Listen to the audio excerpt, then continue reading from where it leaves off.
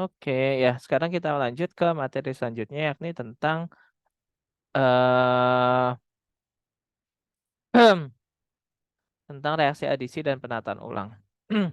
Nah, kemarin kita udah bahas ya tentang bagian kimia organik yang reaksi substitusi dan eliminasi, terus juga tentang tata nama. Sekarang kita bahas terus juga tentang reaksi reduksi dan oksidasi ya. Makanya kita belajar sampai reaksi reduksi dan oksidasi di mana ada beberapa reagen khusus ya. Kayak misalkan selenium, permanganat, MCPBA, reagen Tollens, apa namanya nih? Periodat, TMPO, ada permanganat, ada Reagan Jones, ada apa? Sworn oxidation, terus juga ada dismantle periodan atau DMP. Nah, eh selanjutnya kita bahas bagian reaksi yang terakhir ya, yakni tentang reaksi adisi dan penataan ulang. Dan semoga waktunya cukup ya bisa buat sekadar sedikit bahas reaksi-reaksi pada benzena. Nah, di sini kita bahas tentang reaksi adisi dan penataan ulang. Apa yang dimaksud dengan reaksi adisi dan apa yang dimaksud dengan penataan ulang ya? Jadi yang di pas pertemuan organik kemarin juga udah sempat disinggung ya bahwa reaksi adisi itu adalah reaksi yang digunakan untuk menambah ikatan rangkap ya. Menghilangkan ikatan rangkap dengan cara menambahkan gugus atau atom. Nah, sementara reaksi penataan ulang itu adalah reaksi yang kita itu mengubah struktur, dia melakukan reaksi tanpa mengubah struktur ya. Jadi dia tanpa adisi, tanpa reduksi, tanpa oksidasi, tanpa eliminasi, dan tanpa substitusi. Jadi dia hanya perbedaan dari atom-atom saja. Itu ada reaksi penataan ulang. Di sini reaksi adisi dan reaksi penataan ulang akan saya gunakan secara bersama. Kenapa saya gunakan secara bersama? Karena reaksi adisi dan penataan ulang itu biasanya dia itu apa berada pada sejalan ya. Jadi biasanya setelah reaksi adisi dilanjutkan dengan reaksi penataan ulang, khususnya adisi-adisi yang Markovnikov ya, adisi-adisi yang elektrofilik yang digunakan pada alkena. Nah, sementara untuk adisi-adisi nukleofilik itu tidak dipelajari di kimia organik reaksi umum ya, tapi di reaksi lanjut seperti itu. Nah, adisi yang seperti udah saya bilang bahwa ada adisi nukleofilik dan ada adisi elektrofilik. Nah, adisi nukleofilik itu biasanya ada di gugus-gugus karbonil ya. Di mana gugus karbonil contoh reaksi yang melakukan reaksi adisi pada karbonil itu adalah reaksi Grignard, reaksi pembentukan cyanohidrin, terus reaksi apa? Reduksi karbonil dan banyak hal ya, termasuk juga reaksi asetalisasi. Nah, pembentukan asetal seperti itu. Sementara kalau reaksi elektrofilik itu biasanya terjadi pada senyawa alkena, di mana yang terjadi ini adalah alkenanya itu adalah reaksi adisi elektrofilik yang biasanya dikenal sebagai adisi Markovnikov seperti itu. Nah, kita bahas reaksi adisi satu persatu, terus nanti dilanjutkan dengan reaksi penataan ulangnya ya. Pertama, reaksi adisi itu bisa dilakukan dengan dihalogen. Dihalogen itu ya Br2, Cl2, I2, dan sebagainya ya. Nah, reaksi dengan dihalogen ini ada dua jenis ya. Ada reaksi yang menggunakan pelarut aprotik atau pelarut non-nukleofil. Ada juga reaksi adisi dihalogen yang menggunakan pelarut nukleofil.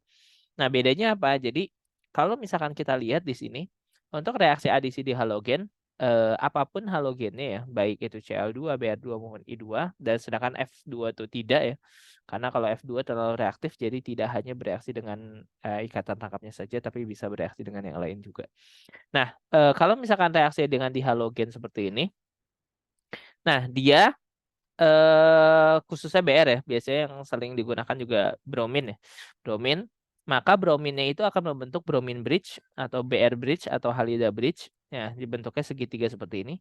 Nah, kemudian karena pelarutnya itu adalah pelarut yang non nukleofil ya, maka satu-satunya nukleofil yang bisa satu-satunya zat yang bisa menjadi nukleofil itu adalah BR minus.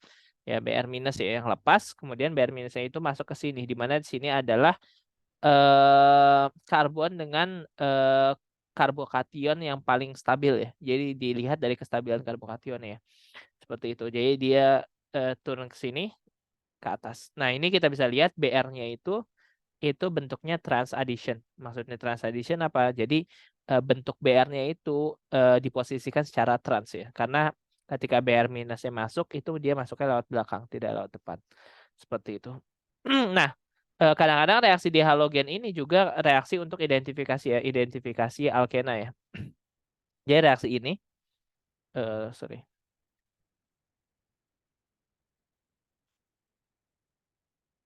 Hmm. Reaksi ini digunakan untuk identifikasi alkena ya. Jadi dia digunakan untuk identifikasi alkena, senyawa alkena. Nah, kenapa seperti itu? Karena bromin, ya, bromin itu dia warnanya itu coklat. Biasanya air brom ya, air brom kita nyebutnya air brom, itu warnanya itu coklat. Nah, ketika dia direaksikan dengan alkena, kalau misalkan senyawa tersebut ada gugus alkenanya, maka gugus alkena itu akan bereaksi dengan bromin, membentuk dibromida. Nah, sehingga apa? Sehingga yang terjadi adalah air brominnya yang awalnya dari coklat itu lama-lama akan memudar. Memudar. Nah, kalau misalkan suatu senyawa dia memudarkan air brom, maka senyawa tersebut pasti mengandung alkena. Seperti itu. Atau biasa bahasa Inggrisnya biasanya dicolorize ya, dicolorize brom water. Seperti itu. Itu pasti dia bakalan menurunkan itu berarti indikasinya bahwa dia memiliki gugus alkena. Jadi dia biasanya kita kasih pakai buat identifikasi senyawa alkena ya. Ini salah satu fungsinya. Nah, seperti itu. Nah, ini adalah adisi dihalogen ya. Nah, seperti itu. Nah, adisi dihalogen ini dia tidak ada penataan ulang. Artinya apa? Kalau misalkan kita punya dihalogen ya dalam bentuk yang sorry, kita punya dialkena dengan direaksikan dengan halogen yang 1:1 ya, satu ekuivalen, jadi 1:1, maka dihalogen itu harus memilih apakah dia akan mengadisi alkena di terminal ini atau yang di bagian ujung tengah sini. Nah, seperti itu. Nah, di sini kita bisa lihat dia tidak ada penataan ulang, jadi tidak ada perubahan. Jadi ketika dia direaksikan dengan dihalogen, maka dihalogennya pasti bereaksi dengan alkena ya, tidak ada pemindahan seperti itu. Nah, dihalogennya masuk ke dalam sisi alkenanya seperti itu. Nah, reaksinya juga adisi trans ya, seperti itu. Nah, selanjutnya bagaimana kalau misalkan kita menggunakan pelarutnya itu adalah pelarut-pelarut yang bisa menjadi nukleofil atau pelarut-pelarut protik juga ya. Nah, contohnya misalkan etanol ya, ETOH di sini. Di sini pelarutnya itu adalah pelarut yang bisa menjadi nukleofil. Nah, ketika dia bisa menjadi nukleofil, yang terjadi apa? Yang terjadi adalah ketika BR2-nya ini bereaksi, maka dia tetap akan membentuk BR bridge ya, bentuk BR bridge. Nah, setelah membentuk BR bridge yang terjadi adalah dia harus melawan nukleofilitas dari alkohol. Dan sini BR-min, sini alkohol ya. Dan sini dari segi nukleofilitasannya, alkohol itu lebih kuat ternyata dibandingkan dengan bromin. Bromida, sorry. Sehingga apa yang menyerang itu adalah pelarutnya, yakni alkoholnya, bukan bromidanya. Sini etanolnya menyerang, sama adisinya juga adisi trans, menyerang, sini BR2-nya lepas. Sehingga bisa membentuk seperti ini. Senyawanya seperti itu. Oke, bisa dimengerti sampai sini? Ada yang mau ditanyakan dulu kah?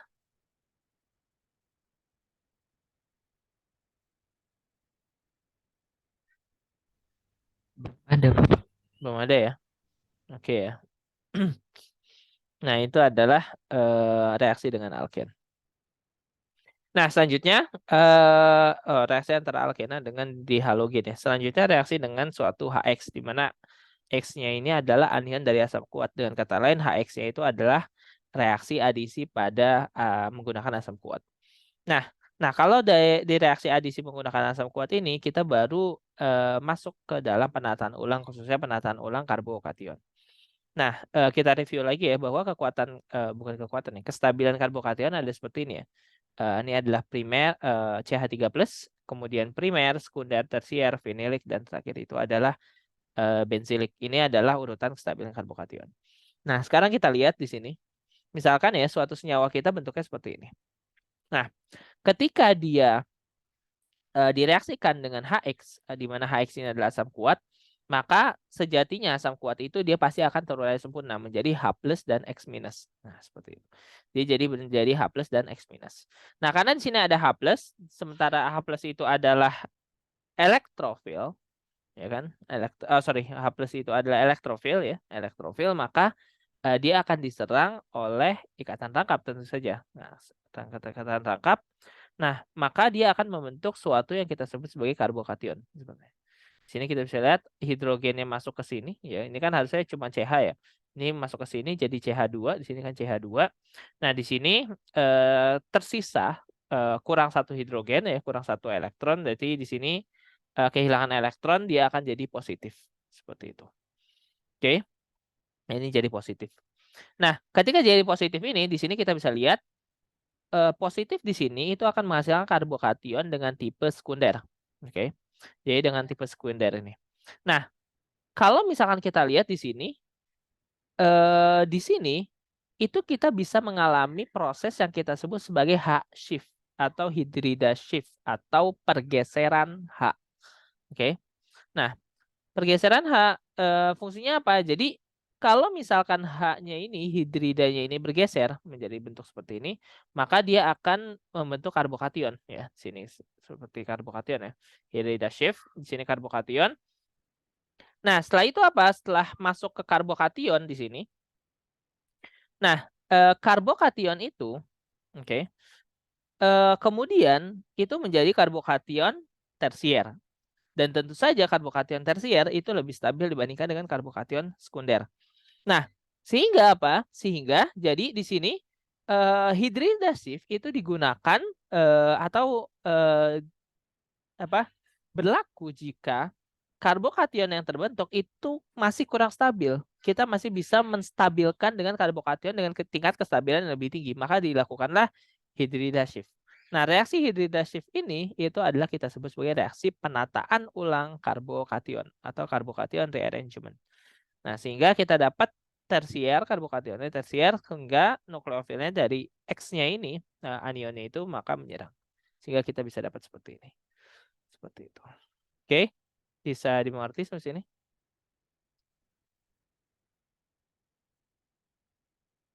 Ada yang mau ditanyakan dulu kah?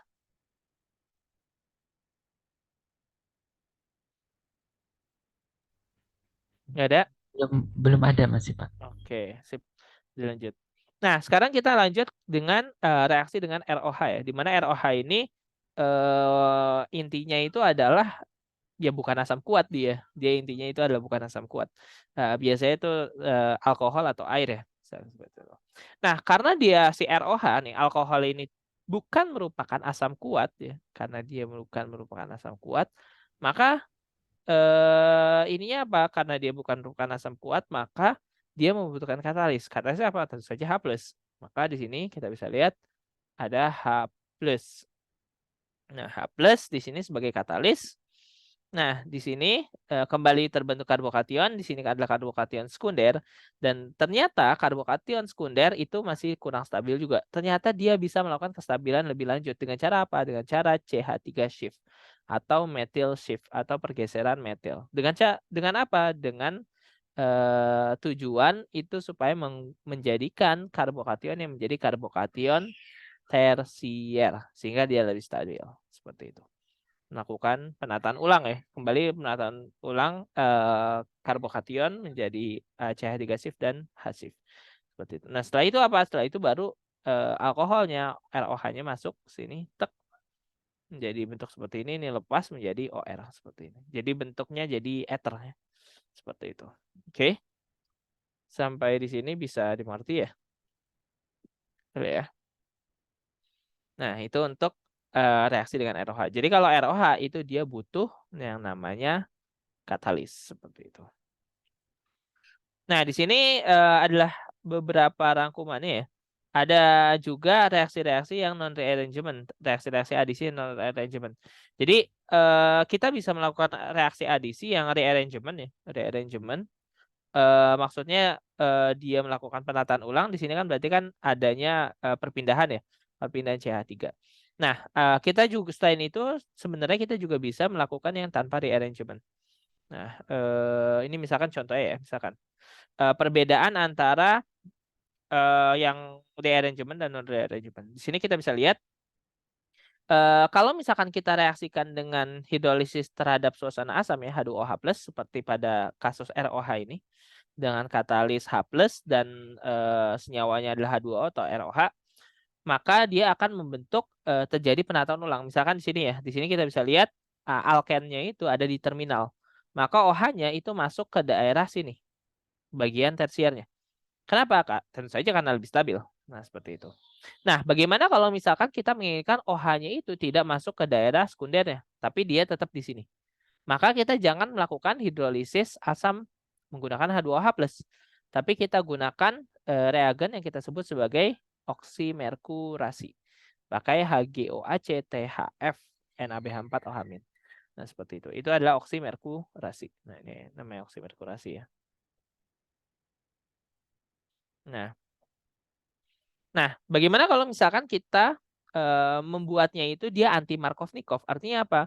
Artinya dia masuk ke daerah sini, daerah primer ya. Daerah primer ya. Maka kita gunakan BH3THF. Nah, seperti itu. OH. Nah, sehingga di sini OH-nya masuk ke sini. Nah, kalau misal, nah ini kita sebut sebagai hidroborasi oksidasi. Nah, ini nama reaksinya itu adalah hidroborasi oksidasi. Nah, hydroboration. Pakai BH3 ya.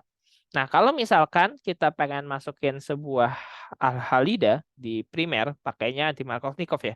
Kita pakai peroksida ya. Nah, peroksidanya bisa H2O2 atau peroksida organik ya. Seperti itu. Seperti itu. Nah, jadi kalau misalnya kita lihat di sini ini ada penataan ulang Markovnikov, ini anti Markovnikov, ini Markovnikov dengan penataan ulang, ini Markovnikov saja, ini anti Markovnikov. Ya. Seperti itu.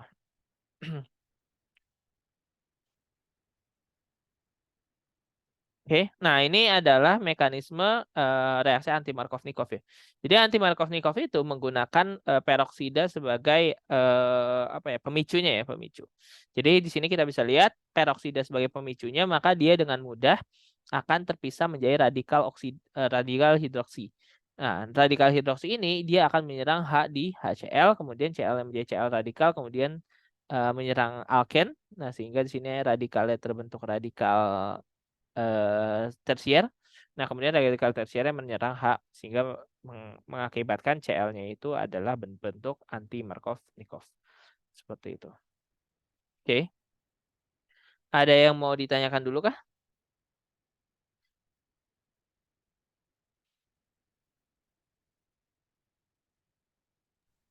Tidak? Hah? Ada? Ada yang mau ditanyakan? Belum ada? Belum ada, Bapak. Belum ada ya. Oke, kita lanjut. Nah, sekarang kita lanjut masuk ke pembuatan epoxide. Nah, pembuatan epoxide kemarin juga sempat disinggung ya tentang MCPBA. Jadi MCPBA itu adalah reagen oksidator yang tujuannya tentu saja membuat epoksida bentuknya seperti ini. Nah, yang unik dari epoksida itu adalah dia akan bereaksi dengan sistem yang berbeda kalau misalkan dia direaksikan di reaksi dalam suasana asam maupun basa.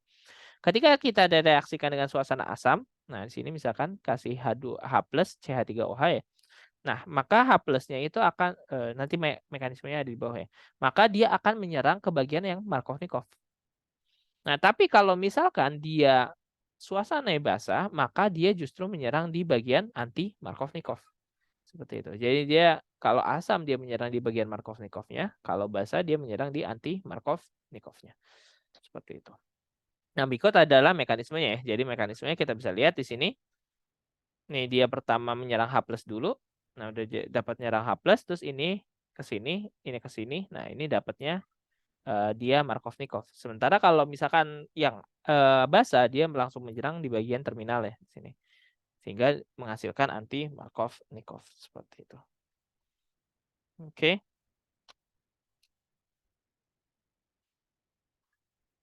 Nah, ini adalah sedikit latihan soalnya ya. Ya, coba teman-teman dikerjakan dulu ya latihan soalnya gitu. Kira-kira dijawabnya seperti apa. Teman-teman bisa ini ya, ngejawabnya via grup WA aja kalau WA-nya aktif, jadi bisa di grup WA atau di chat aja nggak apa-apa. Seperti itu. Coba dikirim ya. Ya, biar lebih sedikit interaktif lah. Ya, coba silakan dikerjakan dulu. Oke? Ya, coba dikerjakan dulu ya.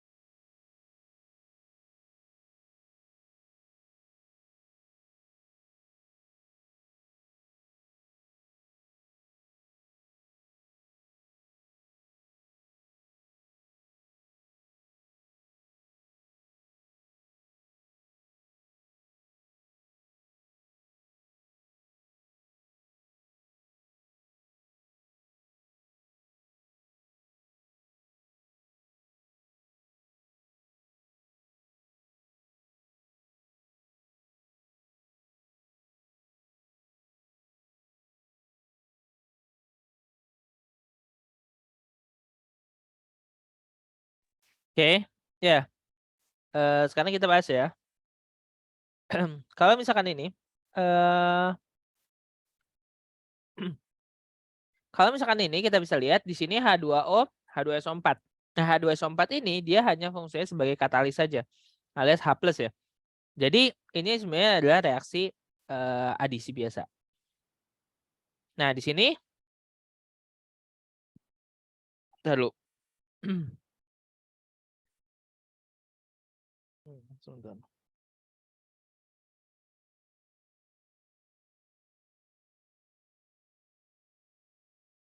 Oke. Nah, di sini ada yang jawab ya. Sebentar. Saya coba koreksi dulu sekitar.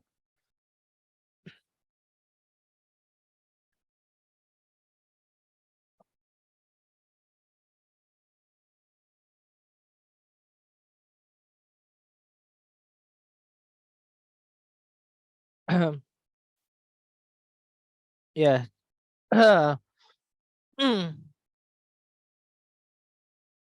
Ya, sebentar ya.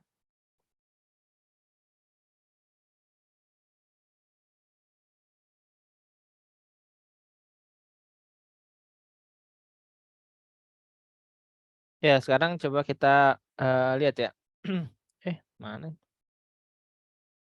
Ya, di sini ya. Di sini kita bisa lihat eh pada soal pertama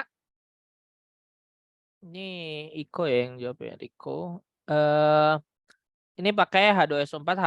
Nah, iya benar ya. Ini benar. Jadi hanya itu masuk ke sini. H2O, OH-nya itu masuk ke bagian ini, bagian tersier. Nah, seperti itu ya. Jadi bentuknya ya benar kayak gitu bentuknya seperti itu. Di sini kita bisa lihat di sini ada H2 alkenanya dia menyerang dengan H2SO4. Nah, H+-nya itu sebagai ini ya, katalisnya. Nah, sementara untuk yang kedua, nah ini kurang tepat. Kenapa? Karena yang dipakai itu adalah H2O, di mana H2O itu adalah eh apa? H2O itu adalah pelarut yang merupakan juga nukleofil. Sehingga yang masuk ke sini nanti bukan Br tapi merupakan OH. Jadi kalau misalnya kita lihat gambarkan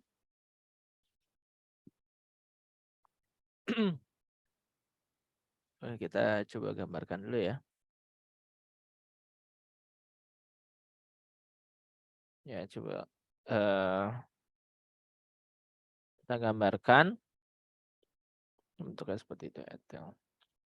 Marvin ya. Di sini kita bisa lihat. Jadi reaksinya bentuknya seperti ini.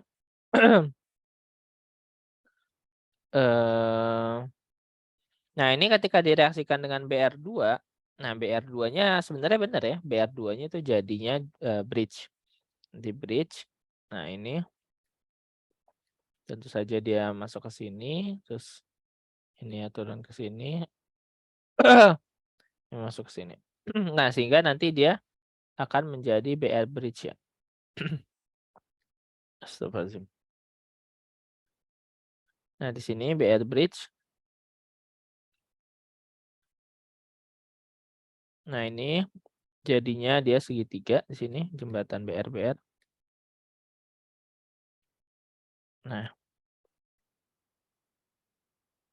ini jadi BR bridge. Nah, ketika jadi BR bridge seperti ini,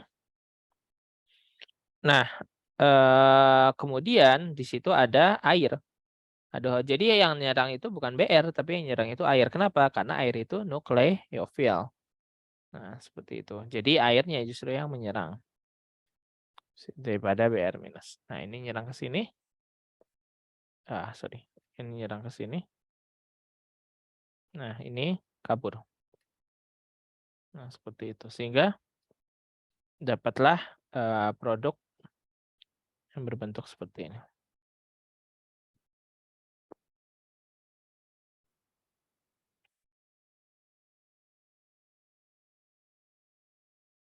Hmm.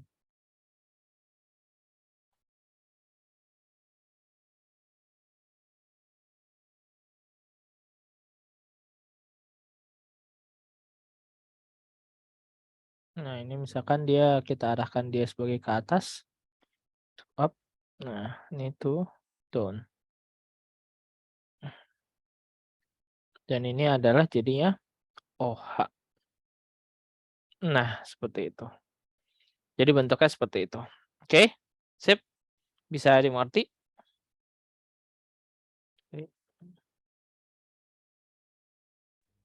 Bisa Bapak. Oke ya.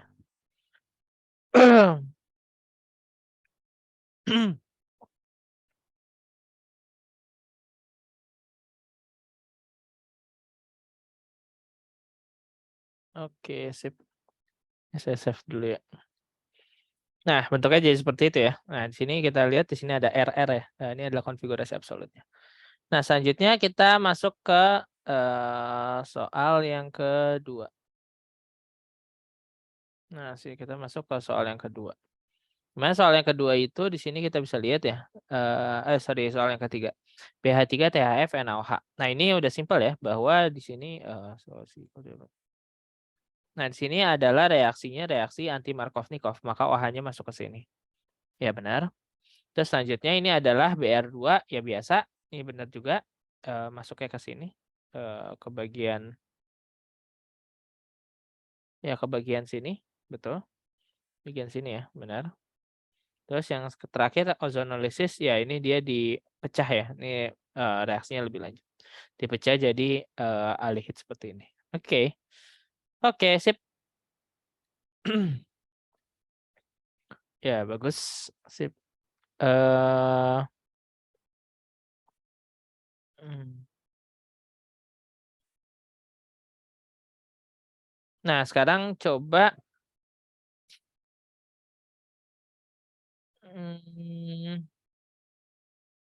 ya,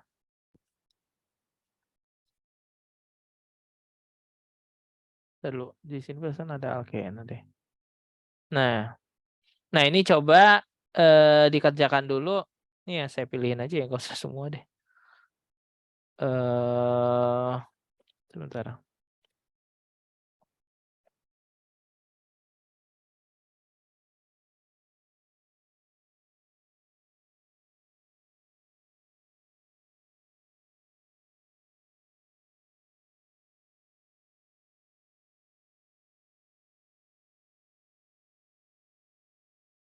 Ya coba.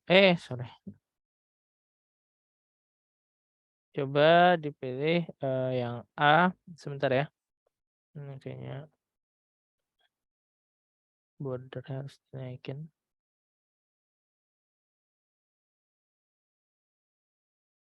Sebentar.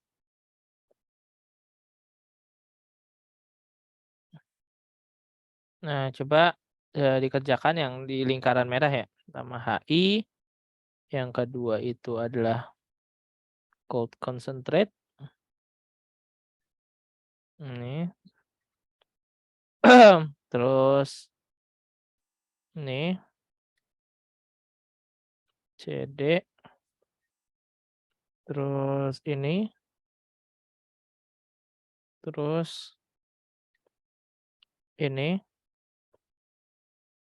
Terus ini.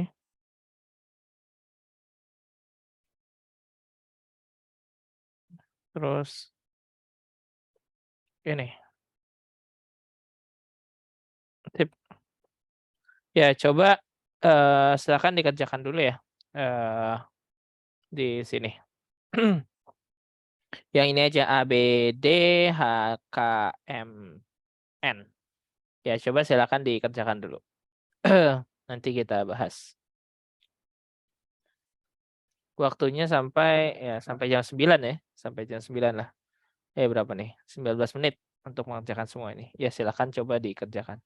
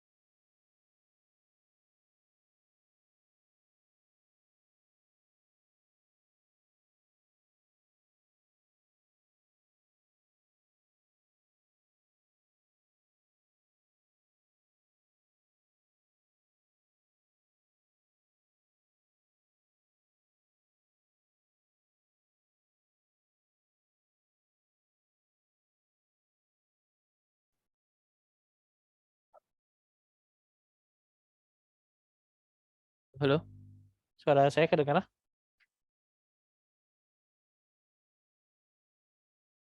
Halo, halo, suara saya kedengaran? Tes tes. Ada Pak, ada. Ada ya, oke.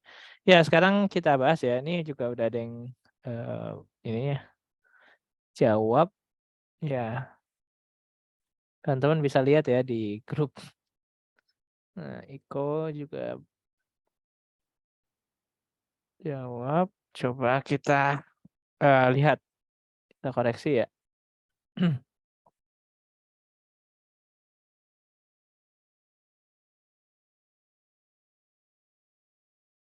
Hmm.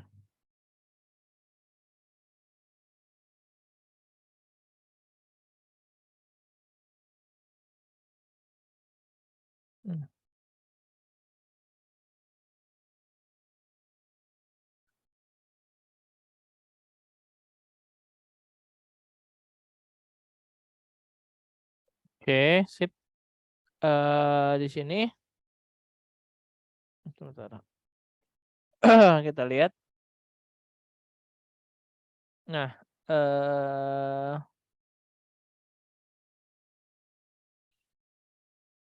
pertama HI. Nah, ini juga kurang tepat ya. Jadi kan HI itu harusnya dia apa?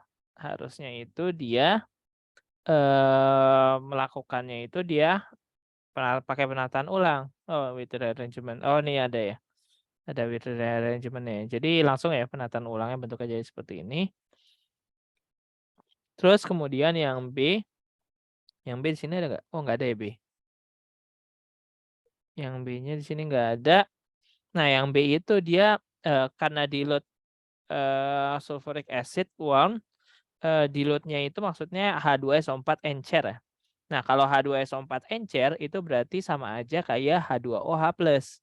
Karena H2SO4-nya encer, jadi lebih banyak H2O-nya. Jadi H2OH plus berarti masuknya itu adalah OH dengan OH dengan penataan ulang seperti biasa ya. Jadi sini OH penataan ulang. Masuknya ke sini. Itu untuk yang C. Jadi itu kalau H2SO4 encer ya masuknya ya OH, dia dengan penataan ulang sini OH. Nah, kalau misalkan cold concentrate, jadi H2SO4 pekat berarti kan ya. Kalau H2SO4 pekat, ininya seperti apa? Jadi kalau H2SO4 pekat tentu saja yang bereaksi itu adalah H2SO4. Jadi bukan yang ini. Bentuknya bukan kayak gini. Dan ini juga harusnya penataan ulang ya. Jadi kalau H2SO4 pekat, jadi misalkan kita reaksikan ya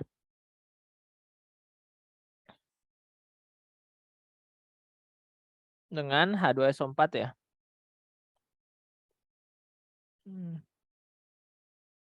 H2SO4 pekat. Oke. Nah, di sini kita bisa lihat. Nah, dia nanti reaksinya itu sama seperti HX.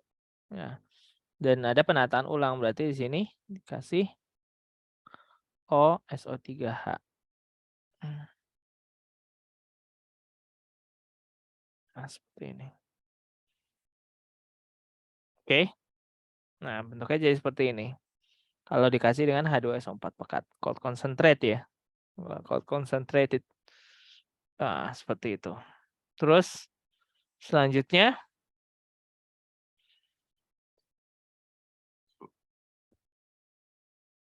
Br2H2O. Nah, Br2H2O. Nah, ini benar bentuknya seperti ini. Kalau OSO4 kemudian dilanjutkan dengan NaHSO3 itu membentuk diol. Jadi dia bentuknya diol, ya bentuknya seperti ini dan diolnya diol cis ya. Ya, seperti itu. Terus kemudian HGOAC. HGOAC juga HGOAC itu THF ya masukin OH ya. HGOAC THF masukin OH. OH-nya di mana? Di bagian Markovnikov seperti ini. Sementara kalau kebalikannya ya BH3 THF. Nah, jadi OH-nya masuk ke sini. Kalau yang HGOAC OH-nya masuk ke sini seperti itu. Nah, paling itu aja seperti itu. Oke. Dari sini ada yang mau ditanyakan dulu kah?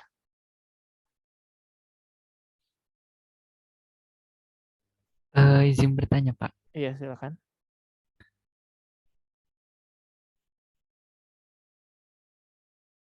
Itu soal yang di sebelahnya, Bapak. Yang ini. Nah, Yang di sebelah kiri, Bapak. iya. Kenapa? Yang sebelah kiri? Em, Maksud? Oh, yang sebelah kiri. Sorry. iya itu, Pak. Nah, Nah, bedanya yang D dengan E, Bapak. oh, D dengan E ya. Jadi D dengan E itu ya bedanya apa? Jadi gini, kan dia cold concentrate ya. Pertama, dia jadinya HSO3H ya seperti ini. Oke, nah seperti ini.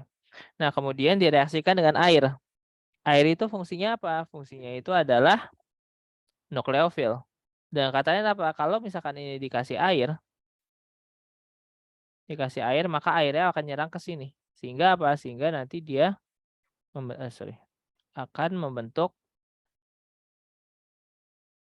produk seperti ini. Nah, bentuknya seperti ini. Kenapa? Karena nanti ada air, dia bakalan masuk ke sini, menendang gugus pergi yang ini. Kemudian sini diganti dengan OH seperti itu. Oke, bisa dimengerti? Bisa, Bapak. Terima kasih, Bapak. Iya, sip. Ada lagi yang mau ditanyakan? Yang lain? Wah, siapa nih? Siapa? Elkia, Amanda, Ilham. Ya. Ini dari mana nih? Elkia, Amanda, Ilham.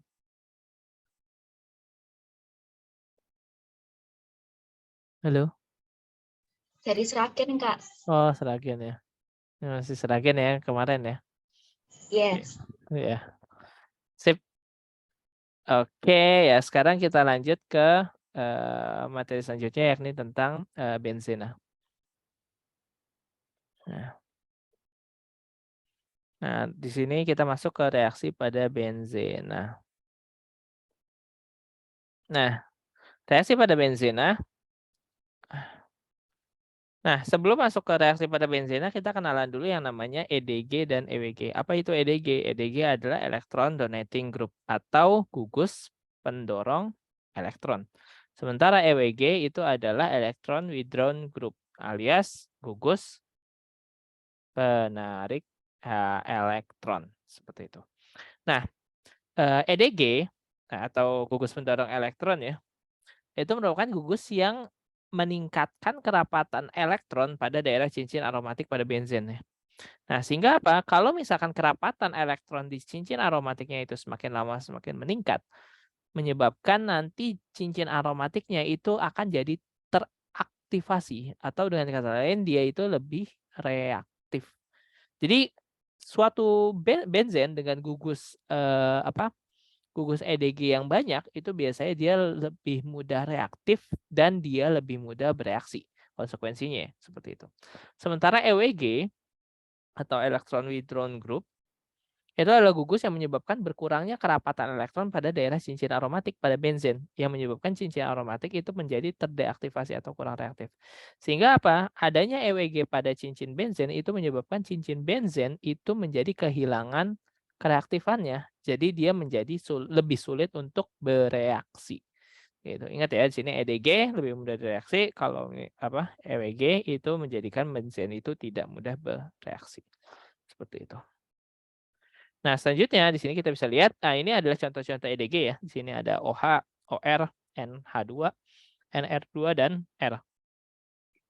Sementara EWG di sini ada NO2, ada CO, ada CO2H, ada CO2R, ester ya, ada sulfonat, ada NR3+, amonium, garam amonium, ada CF3 dan ada X.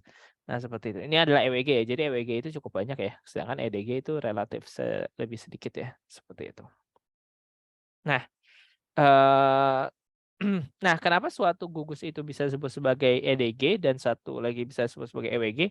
Ada dua faktor yang didasarkan kenapa suatu gugus itu disebut sebagai EWG dan EDG. Nah, faktornya itu kita sebut sebagai faktor resonansi yang didasarkan pada pergerakan elektronnya yang menyebabkan dia EDG atau EWG, dan juga faktor induksi yang didasarkan pada gaya tarik parsial dari muatan atom yang biasanya kita tentukan dengan keelektronegatifan. Dan gugus-gugus yang secara pengaruh itu lebih cenderung ke resonansi itu biasanya memiliki gugus yang lebih kuat pengaruh EDG-nya atau EWG-nya dibandingkan dengan gugus-gugus dari faktor induksi. Contohnya misalkan seperti ini. Misalkan ini adalah faktor resonansi yang menghasilkan EDG. Sini kita bisa lihat benzenanya itu awalnya bermuatan netral ya. Tidak ada muatannya. Kemudian ketika ada resonansi dari OH, di mana OH ini adalah gugusnya, ternyata menyebabkan cincin benzennya itu malah jadi bermuatan. Sini kita bisa lihat ini turun, ini naik. Nah, sini cincin benzennya jadi bermuatan. Dengan kata lain apa? Dengan kata lain, kerapatan elektron di daerah cincin benzen itu akan meningkat. Nah, ketika kerapatan elektron di daerah cincin benzen itu meningkat, maka dia menjadi teraktivasi. Sehingga apa? OH itu kita golongkan sebagai gugus EDG. Seperti itu. Oke. Sampai di sini bisa dimengerti?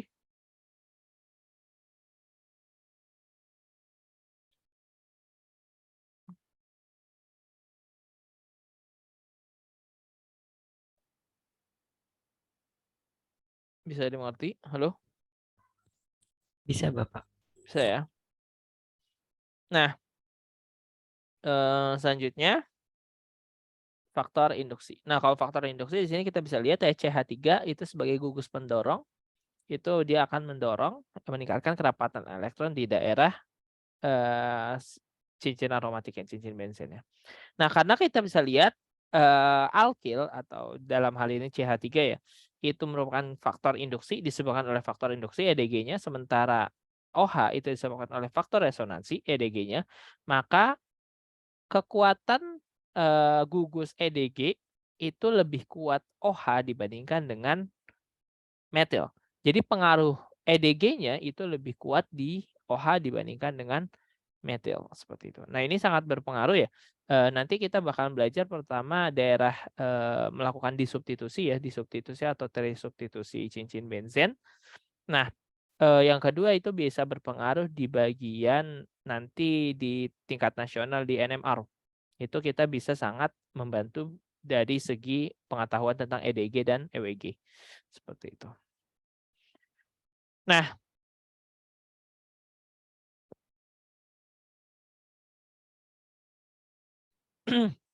selanjutnya kita masuk ke faktor resonansi dari EWG. Kita bisa lihat di sini nitronya ternyata dia jadi positif ya. Sini positif, sini atas, di sini positif, di sini positif. Jadi kerapatan elektron pada cincin benzennya justru malah kurang, bukan bertambah. Maka cincin benzennya itu menjadi lebih tidak reaktif seperti itu. Jadi sulit bereaksi.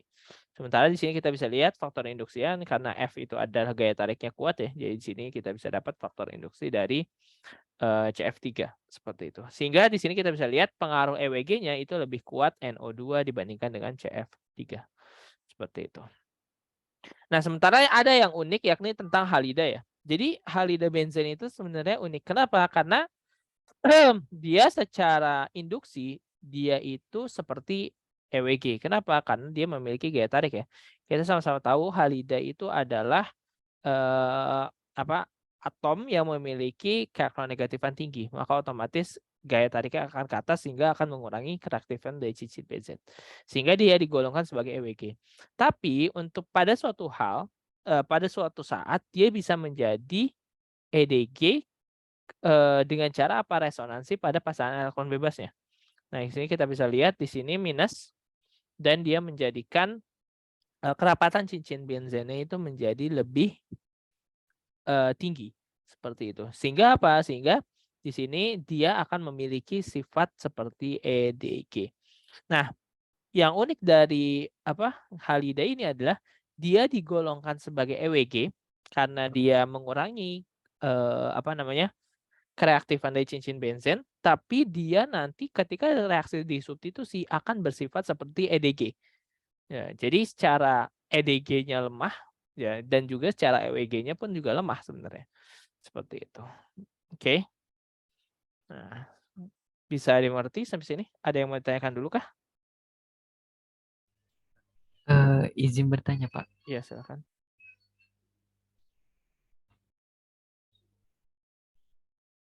Tetapi tidak terkait benzena, Pak. Cuma terkait resonansi juga, Pak. Iya, silakan. Itu Bapak, saya kirimkan di grup.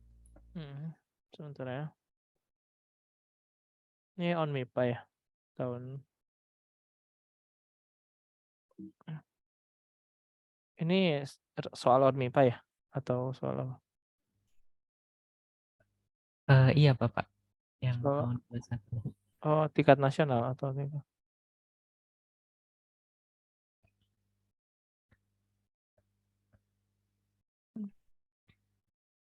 Kalau dari prediksi saya yang bisa dieliminasi itu opsi B, C, dan D, Pak. Oke, sebentar ya. Coba saya cek dulu.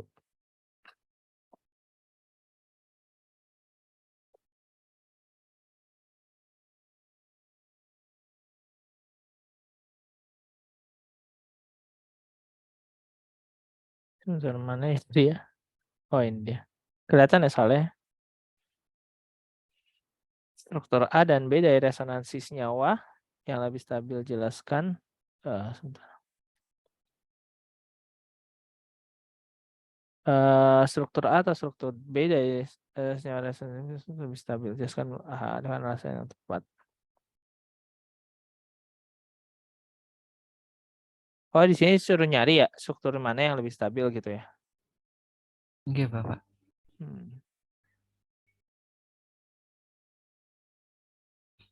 A lebih stabil karena A memiliki banyak ikatan kovalen.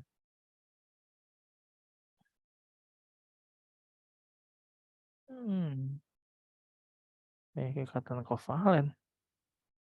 Apa hubungan? Ya, terus A dan B stabil karena keduanya memiliki ikatan tangkap terkonjugasi. A dan B stabil karena semua atomnya oktet. B stabil dari A karena adanya muatan negatif pada atom O dan lebih elektronegatif dari atom N. A stabil dari B karena pada struktur A tidak terjadi pemisahan muatan. Sebenarnya yang kalau saya sih prediksi itu jawabannya B ya. A dan B itu stabil. Kenapa? Karena keduanya memiliki ikatan tangkap yang terkonjugasi yang saling berhubungan seperti itu. Jadi ya sebentar. A dan B stabil. Iya benar. Jadi kayak gitu. Ya paling kayak gitu aja sih jawaban saya sih. Jadi jawabannya Tapi B. Kenapa? yang waktu itu pernah dibahas Bapak, patokannya itu dari protein. Protein itu stabil dalam bentuk Zwitter Iya. ionnya. Iya, betul. Terus?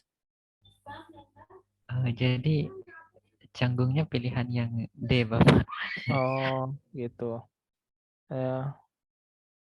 Sebenarnya gini ya, kenapa protein itu lebih stabil dalam Zwitter ion? Ya karena Ka-nya itu Ka dari si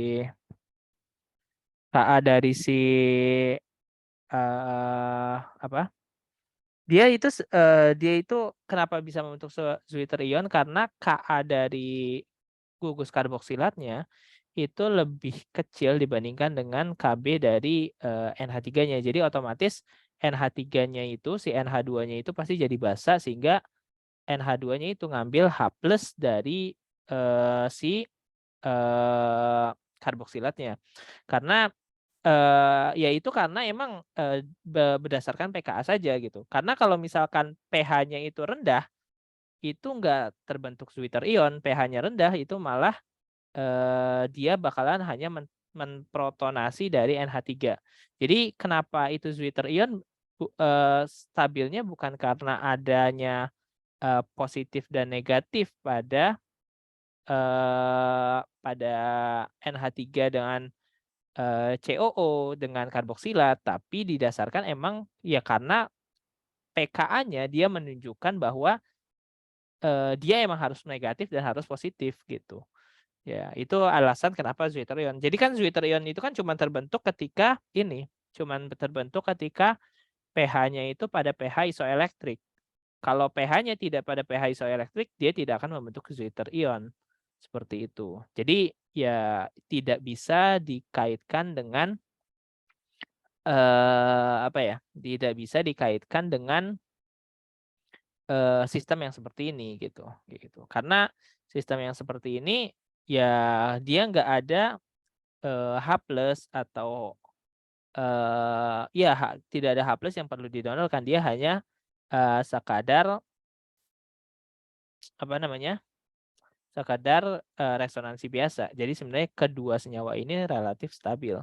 Kenapa? Karena dia memiliki ikatan rangka terkonjugasi yang saling beresonansi seperti itu. Kalau menurut saya sih seperti itu gitu. Jadi nggak ada kaitannya dengan zwitterion yang terbentuk pada protein gitu. Karena protein itu emang kenapa dibentuk zwitterion ya emang keadaannya dia mengharuskan dia berbentuk zwitterion karena dari nilai pKa dan pKb. Jadi pKa dari karboksilat dan pKb dari NH2 seperti itu. Jadi bagian saya sih kalau saya sih suruh menjawab saya bakal menjawab B. Seperti itu. Oke. Bisa dimengerti? Baik, Pak. Paham, Pak. Terima Oke. kasih banyak, Bapak. Oke, sip. Nah, nanti saya kalau on MIPA saya ada soalnya nggak ya? Saya lupa. Saya dulu perasaan pernah dikasih deh soalnya kemarin. On MIPA coba. 2021 ya berarti. 2021 atau 2022 ya?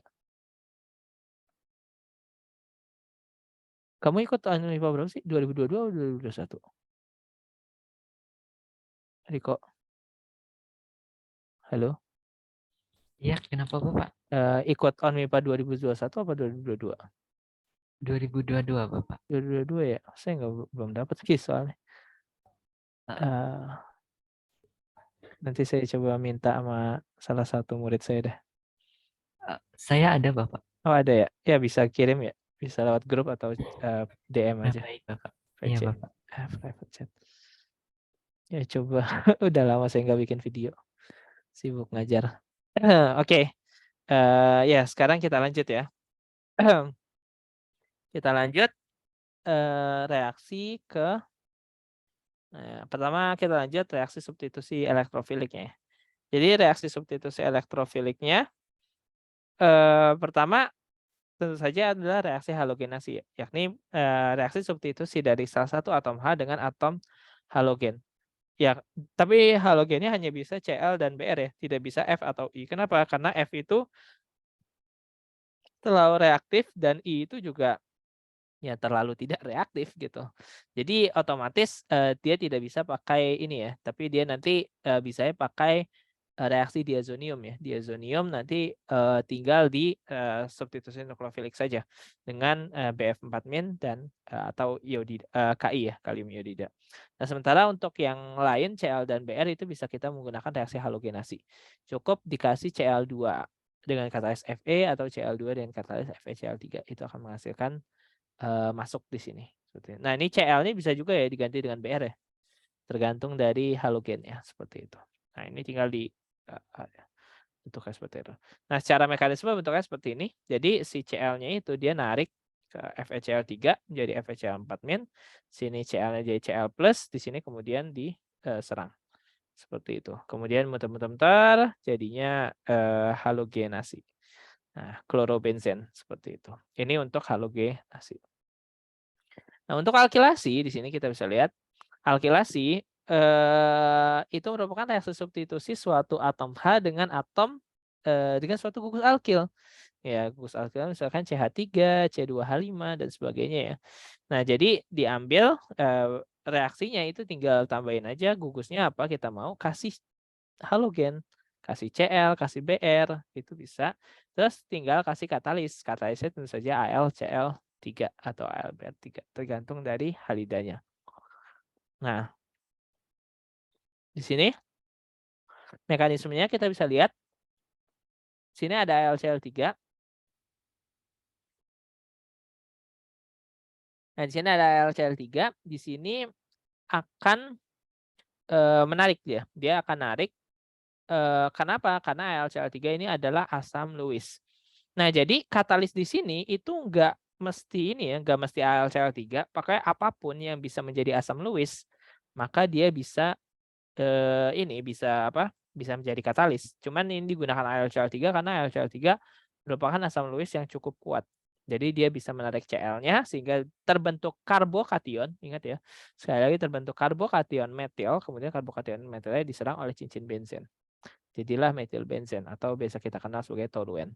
Nah, tapi kali kita harus ingat kenapa? Karena di sini itu membentuk karbokation. Nah, yang namanya karbokation itu bisa sangat rawan untuk mengalami reaksi penataan ulang. Maka kalau misalnya kita reaksikan dia dengan propil benzen, nah, propil benzen ketika reaksikan, maka yang terbentuk itu adalah karbokation di daerah primer. Nah, ketika yang terbentuk karbokation daerah primer tentu saja akan mengalami hidrida shift, H-shift, sehingga menjadikan karbonnya daerah sekunder. Nah, ketika karbon daerah sekunder, maka karbonnya diserang sehingga menghasilkan isopropil benzena. Oke, ini kita bisa lihat awal reagennya itu adalah propil klorida, tapi hasilnya adalah isopropil benzena atau biasa kita sebut sebagai kumena. Nah, seperti itu. Ini menjadi ini ya, menjadi dilematis gimana kalau misalkan kita mau bikin propil benzen. Nah, sementara reaksi alkilasi kita tidak bisa lakukan pada propil klorida dengan benzena. Kenapa? Karena dia akan membentuk isopropil benzen karena adanya penaturan ulangnya. Nah, hal itu jawab bisa dengan cara melakukan reaksi yang kita sebut sebagai reaksi asilasi Friedel-Crafts.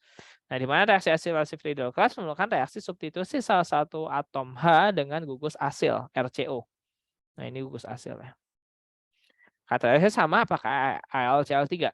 Nah, kalau gugus asil itu intermediate-nya adalah bentuk ion asilium. Jadi di sini diambil Cl-nya sehingga bentuk seperti ini adalah ion asilium. Nah, ion asilium ini nggak mungkin terjadi penataan ulang. Maka otomatis ion asiliumnya diserang oleh benzena, bentuknya seperti ini.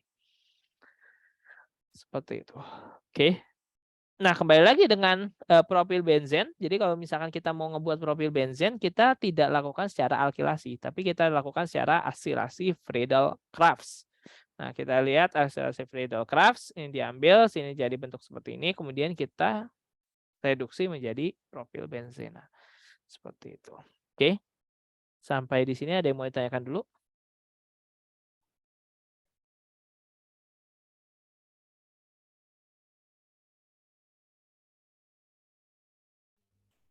Belum ada, Bapak. Nggak ada ya? Oke.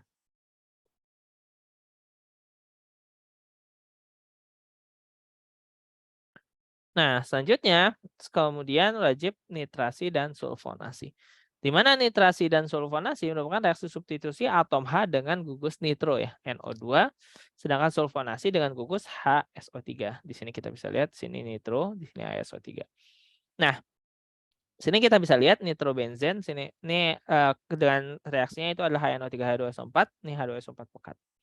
Nah, secara mekanisme bentuknya seperti ini ya. Jadi H2SO4 itu lebih kuat asamnya dibandingkan dengan HNO3. Maka HNO3 akan terprotonasi sehingga dia menjadi ion nitronium.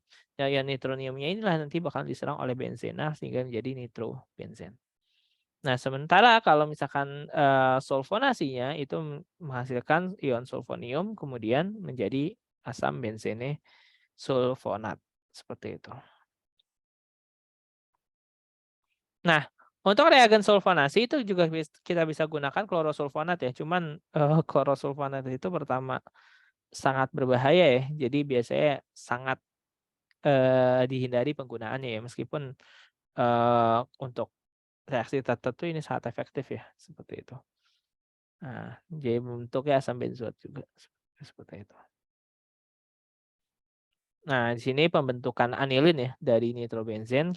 Nitrobenzen itu bisa kita reduksi menjadi anilin. Dan tentu saja anilin itu bisa kita gunakan sebagai starting material untuk membuat yang kita sebut sebagai senyawa diazonium benzen klorida. dengan menggunakan natrium nitrit dan HCl dengan suhu pengerjaan itu biasanya di bawah 0 derajat ya, 0 derajat atau bahkan di bawah. Biasanya di sekitar 5. Makanya dulu ketika saya masih kuliah, suruh bikin diazonium benzen, itu kita bikinnya anilin, kita reaksikan dalam penangas es. Jadi penangas es, baskom isinya es semua, ya udah itu reaksinya di situ nggak boleh dilepas-lepas. Ya, sampai diazoniumnya jadi. Nah, ketika diazonium jadi baru direaksikan dengan benzen-benzen lain untuk membentuk yang kita sebut sebagai azodiaz yang menggunakan reaksi coupling. Nah, seperti ini. Yang menghasilkan pewarna ya, pewarna azodiaz seperti itu. Nah, untuk mekanismenya sendiri, pertama natrium nitrit itu direaksikan dengan HCl ya, menghasilkan asam nitrit. Nah, asam nitrit kemudian terprotonasi lagi menjadi ion nitrosonium. Nah, kenapa tidak digunakan asam nitrit secara langsung? Nah, asam nitrit secara langsung itu tidak bisa digunakan karena asam nitrit sangat mudah teroksidasi menjadi asam nitrat. Jadi secara dagang itu tidak mungkin ada yang ngejual asam nitrit. Tapi natrium nitrit itu relatif stabil seperti itu. Maka di sini kita bisa lihat, nah anilin kemudian bereaksi dengan ion nitrosonium, kemudian melakukan mekanismenya seperti itu hingga akhirnya menjadi benzen diazonium. Nah, benzen diazonium ini unik kenapa? Karena dia bisa menjadi sumber berbagai jenis benzen. Contohnya misalkan kalau misalkan kita reaksikan dengan CuCN maka menghasilkan cyanobenzen. Kalau misalkan kita reaksikan dengan H2OH+ menghasilkan fenol, kita reaksikan dengan Ki menghasilkan iodobenzen, kita reaksikan dengan befenatnit menghasilkan fluorobenzen. Dan kalau misalnya kita reaksikan dengan H3PO2, balik lagi jadi benzena. Seperti itu.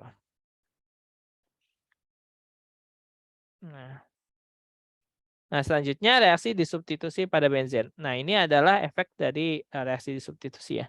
Jadi kalau misalkan kita punya suatu gugus di sini, maka ketika kita reaksikan dengan suatu reaksi lain, baik itu alkilasi, asilasi, nitrasi, sulfonasi,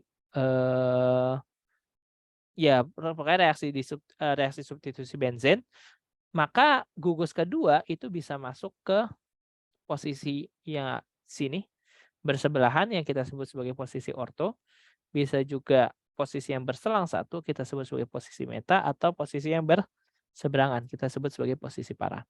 Nah, penentuan posisi orto, meta atau para itu tergantung dari gugus awalnya, bukan gugus yang masuk tapi gugus awal.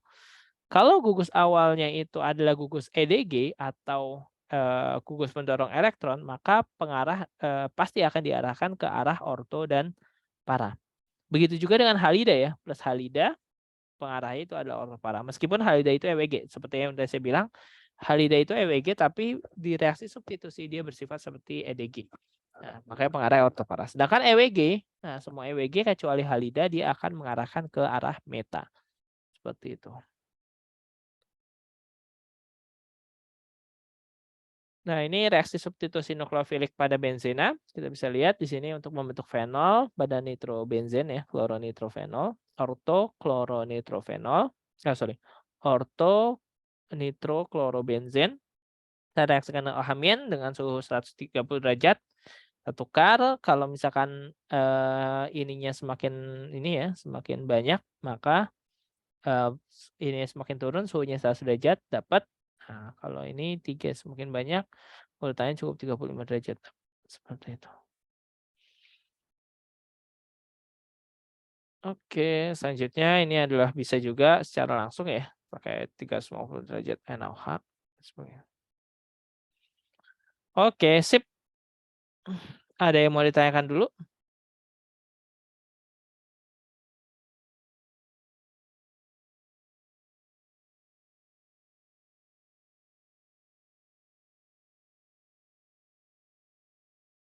Nggak ada?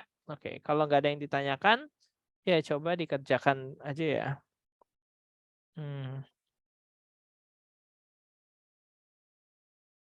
Ya, coba dikerjakan yang ini. Kira-kira pakai reagen apa? Ya, silakan dikerjakan dulu.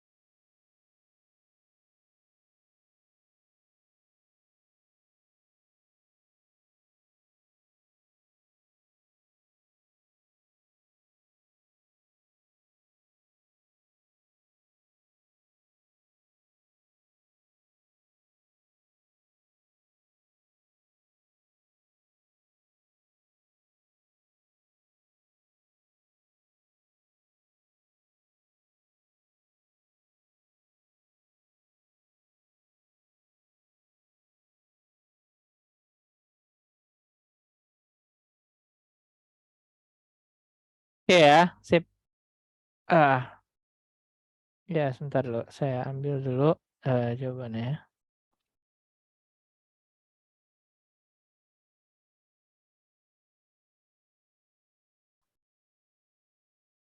Ya, di sini banyak, ini ada yang kurang tepat ya. Bukan banyak sih.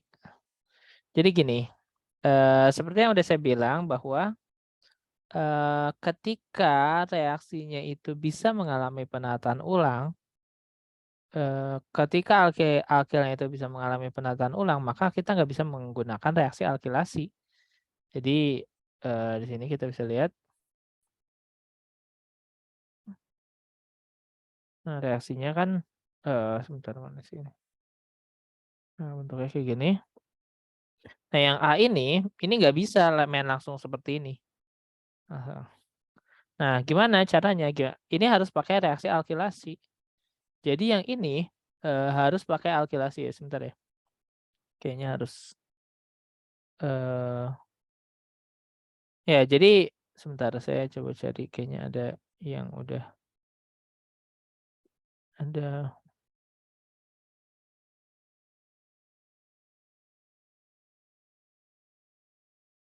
Nah, sebentar ya.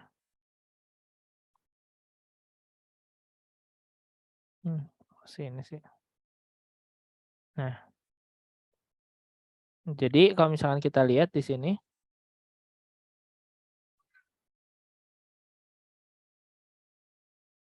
Nah, di sini kita bisa lihat. Nah,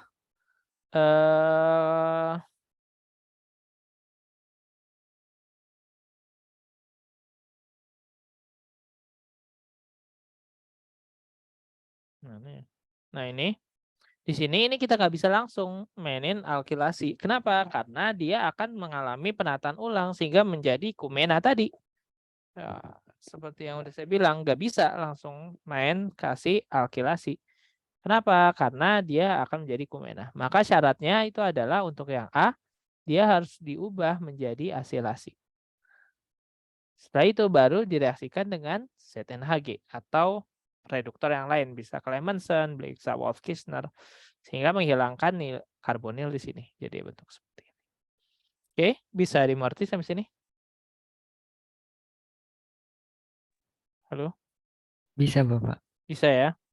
Nah, selanjutnya untuk nomor B. Nah, ini juga sama ya. Karena dia butana, jadi pakai butanoil klorida. Sehingga seret jadi bentuk seperti ini.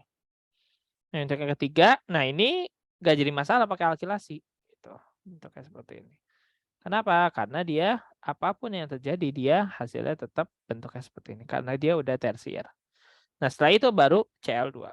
Bisa nggak Cl2 yang masuk, kemudian tersier butil klorida kedua? Bisa. Tapi kalau Cl2 yang masuk, Cl2 itu adalah EWG. Kalau EWG itu terdeaktivasi, sehingga benzennya jadi lebih sulit untuk bereaksi. Nah, makanya kalau misalkan kita masukin tersier butil klorida duluan, dia lebih mudah untuk bereaksi. Karena dia termasuk EDG. Seperti itu. Oke, bisa dimengerti sampai sini? Bisa, Bapak. Bisa ya. Nah, selanjutnya yang yang E aja, yang D harusnya dilewat nih, di skip aja D. Ini salah soal. Yang E dua-duanya nitro. Nah, nitro berarti ya udah tinggal masukin salah satu aja gitu. Nah, ini satu nitro, kemudian ini nitro lagi. Seperti itu. Yang F, nah ini adalah nitro dan bromin pada posisi meta. Berarti yang masuk nitro duluan. Kenapa? Karena nitro pengarah meta. Kalau yang masuk bromin duluan, maka dijadinya dia orto. Nah, ini kan kayak gini. Kalau yang ini masuk bromin duluan, kalau yang ini masuk nitro duluan. Seperti itu. Nah, di sini kita bisa lihat masuk nitro duluan, maka pengarahnya jadi meta. Kemudian ini masuk bromin duluan, maka pengarahnya jadi para. Seperti itu. Kemudian ini kumen, ini udah, ini juga udah. Seperti itu. Sama ya, tinggal dialkilasi saja. Seperti itu. Oke, ya paling Gitu aja. Ada yang mau ditanyain dulu?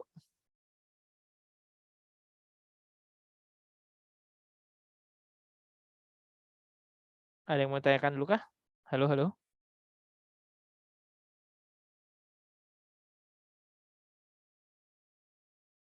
Nggak ada? Tes, tes.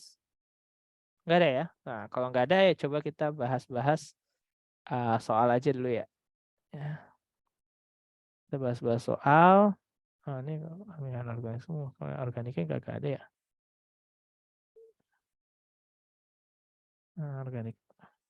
Ya, kita coba bahas soal dulu ya. Ini soal ONMIPA nih, cuman nggak apa-apa lah. Bahas-bahas soal dulu. Ini saya dapat dari salah satu murid saya ya. Di UGM. Siapa ya? Dayanu, Dayanu Iksanuddin. Dia dulu ikut ONMIPA 2021, 2022 kayaknya dia ikut lagi. Lupa saya dapat apa dia. Ya, saya coba aja bahas. Ini susah banget. Nggak ada yang tingkat kota ya. Coba ya.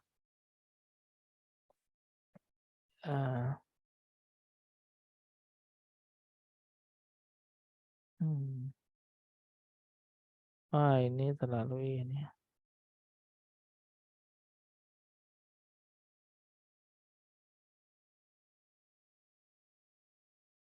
CSF. Ini kan dia zonium benzen. Benzen terus ini CSF. Ini jadi fluorobenzen. Nah, fluorobenzennya itu masuk ke C3CN. Seperti ini harus dipikirin banyak. Jangan yang inilah. Ini ONMIPA. Ini harus dipikirin dulu kalau mau ngerjain ya. Oke, coba kita cari dulu soal-soal yang lain ya. Kemarin saya dapat soal ini tentang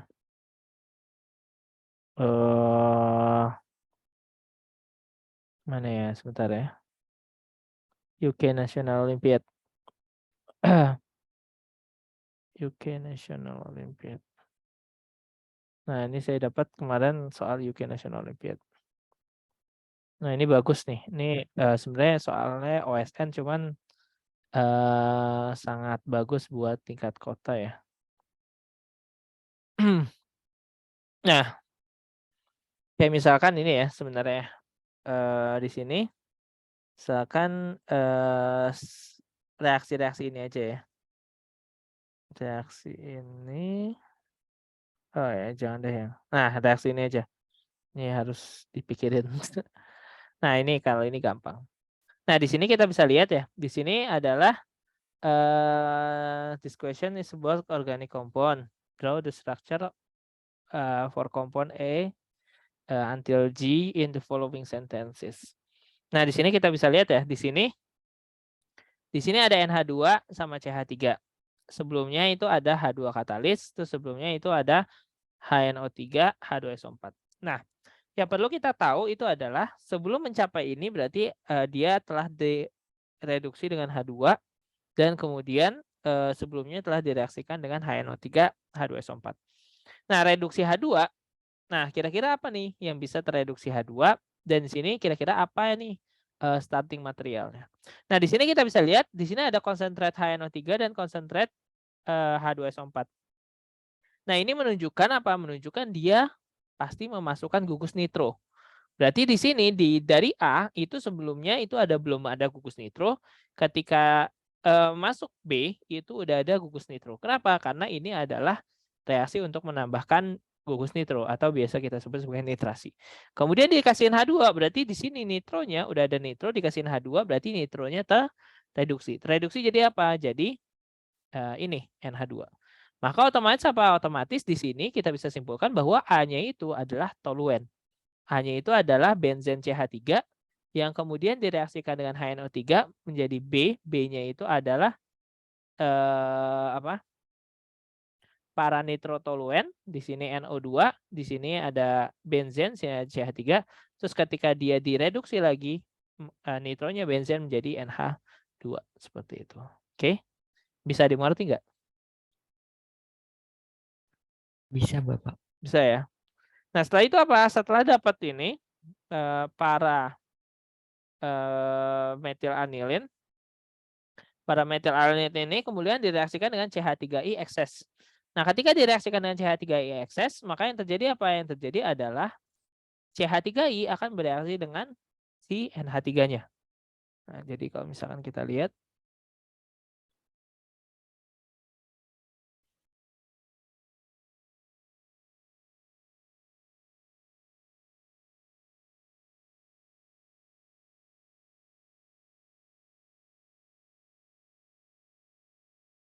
nah ini bereaksi dengan CH3I ekses.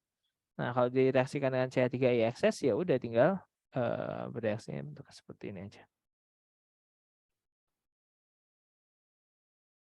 Nah, karena ada ekses, berarti kayak gini. Nanti bentuknya itu adalah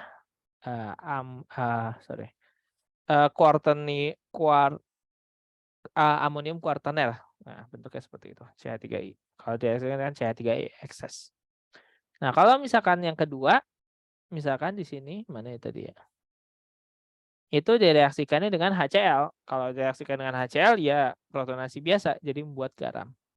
Jadi kalau direaksikan dengan HCl, maka ini cukup terprotonasi saja.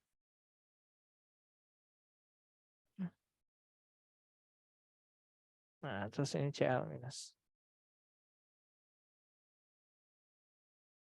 Nah, seperti ini ya. Oke. Nah, kemudian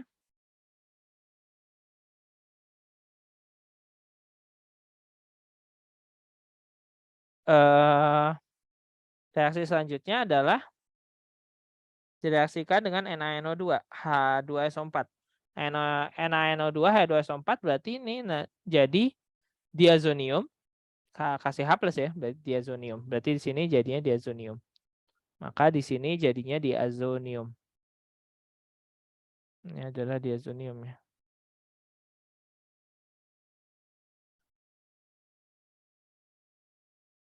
Nah, kenapa? Karena direaksikan dengan NaNO2. Berarti di sini jadinya diazonium.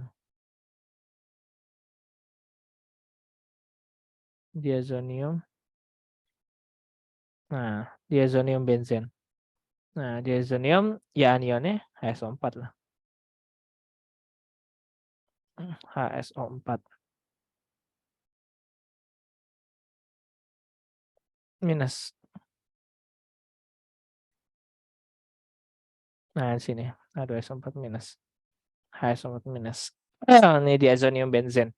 Nah, diazoniumnya itu kemudian direaksikan dengan CuCN. Nah, maka ini berganti CN. Nah, ketika direduksi dengan LiAlH4 maka CuCN-nya itu akan semuanya menjadi H semua. Jadi metilamin jadinya. Jadi kalau misalnya kita lihat di sini direaksikan dengan CuCN ditambah dengan LiAlH4 maka jadinya itu adalah seperti ini.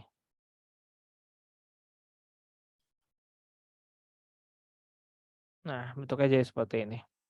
Ketika direaksikan dengan CuCN terus LiAlH4. Jadi tereduksi semua ya. Seperti itu. Nah, sementara kalau misalkan direaksikan dengan CH3COCl, maka NH2-nya itu akan bereaksi dengan CH3COCl. Jadi dia nanti bakalan bereaksi membentuk seperti ini.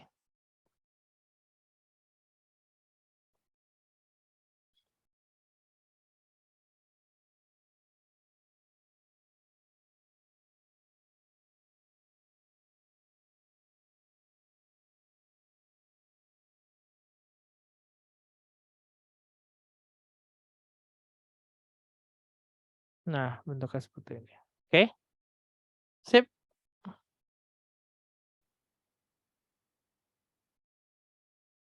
Oke. Ada yang mau ditanyakan dulu? Sampai sini. Itu Pak yang pertama. Iya. Kenapa dia tidak memilih menjalankan reaksi Polialkilasi, Pak. Karena nggak ada katalisnya. Kan di sini dia tidak ada katalisnya. Nah, di sini. Kalau nggak ada katalisnya pasti bereaksinya dengan amina. Seperti itu. Oke? Bisa dimengerti? Baik, bisa Bapak. Oke. Sip.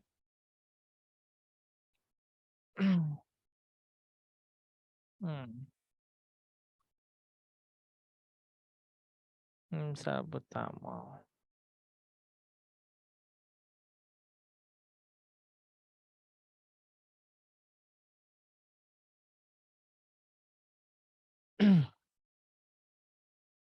Oke.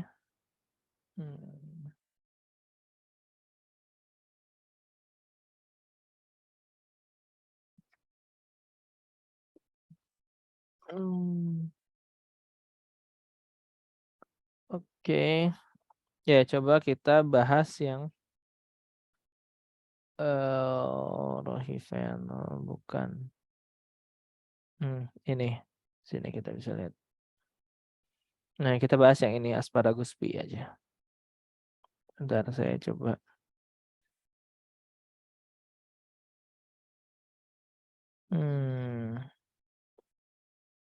Sebentar ya.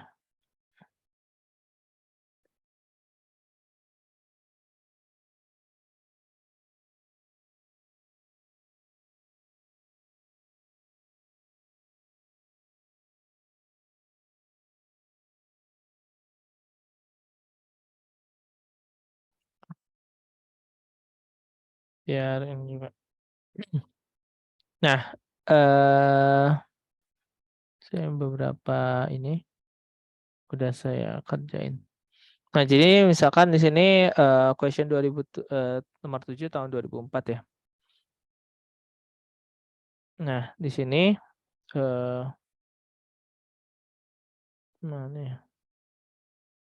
Nah, di sini. Oke. Nah, di sini kita bisa lihat ya, di sini pertama after eating asparagus, many people can detect the odor in their urine. Nah, jadi setelah makan asparagus itu biasanya kalau misalkan urinnya itu berbaunya khas lah gitu. Di sini mungkin asparagus itu pete ya kalau di Indonesia ya. Jadi ya sama seperti pete lah gitu berarti ya. Meskipun tanamannya tentu beda ya. Jadi pada abad ke-19 senyawa yang kemungkinan menimbulkan bau itu adalah metatiol, yakni CH3SH. Nah, dalam studi lebih lanjut tidak ada metatiol yang terdeteksi dalam urat dari asparagus B, but two other sulfur containing compound A and B were identified by mass spectrometry. Nah, mass spectrometry ini digunakan untuk menghitung MR ya. Jadi kita bisa lihat di sini the A is M for A itu 102 sedangkan B-nya itu 150. Jadi secara singkat sebenarnya MR dari A itu adalah 102 dan MR dari B itu adalah 150 seperti itu. For comparative purpose, compound A and compound B are also prepared by laboratory from propanoic acid in the following routes. Nah, seperti ini. Nah, di sini kita bisa lihat di sini ada propanoil, asam propanoat ya, propanoat. Di sini direaksikan dengan CH3SH, di sini direaksikan dengan DCC, menghasilkan produk seperti ini. Nah, di sini yang ditanyakan pertama itu adalah state the role of reagent di CC. Sebutkan fungsi dari DCC. Apakah dia katalis, hydrating agent. Hydrating agent tuh reagen buat menghidrasi atau dehydrating agent, jadi reagen untuk mendehidrasi atau ini hidrogenasi atau ini dehidrogenasi. Nah, bagaimana caranya kita tahu DCC ini? Kita bisa lihat produknya ya. Produknya di sini DCC awalnya bentuknya seperti ini, tapi produk dari DCC itu hasilnya bentuknya seperti ini.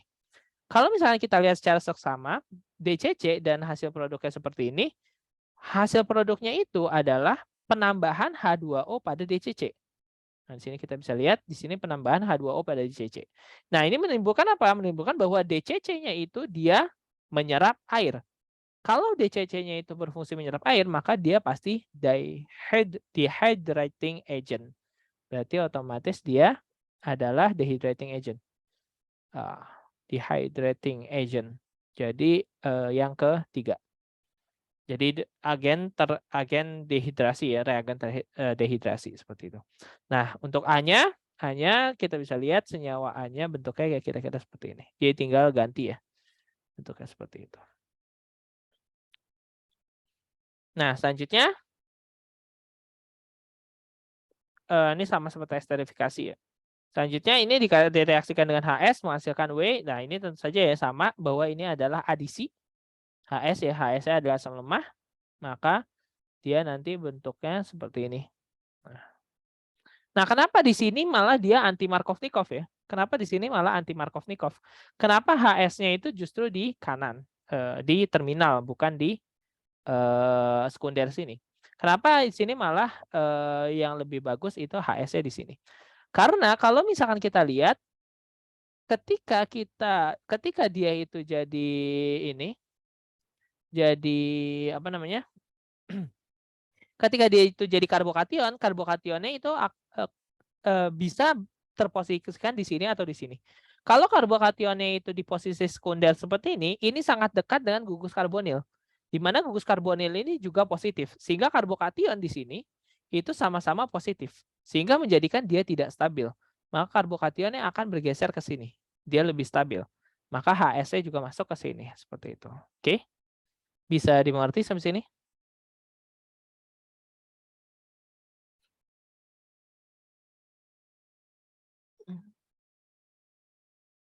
Terus?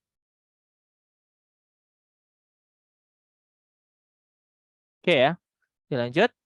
Nah, setelah itu apa? Setelah itu W direaksikan dengan CH3I jadi X. Maka dia bereaksinya ke sini. CH3I maka jadi seperti ini. Oke. Nah, setelah itu apa? Setelah itu B.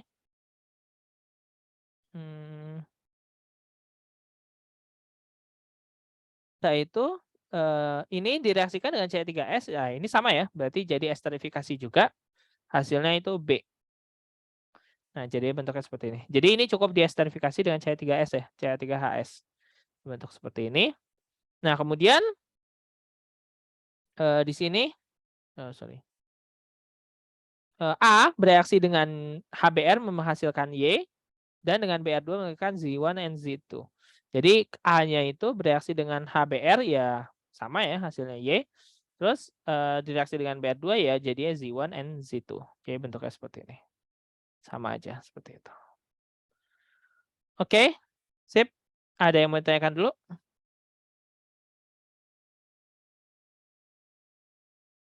Nggak ada?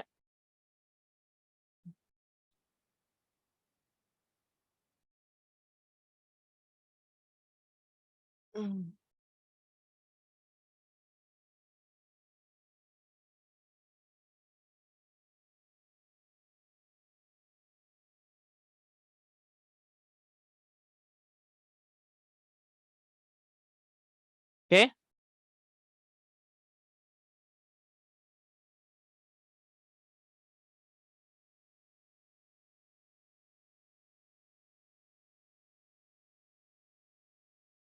Sip.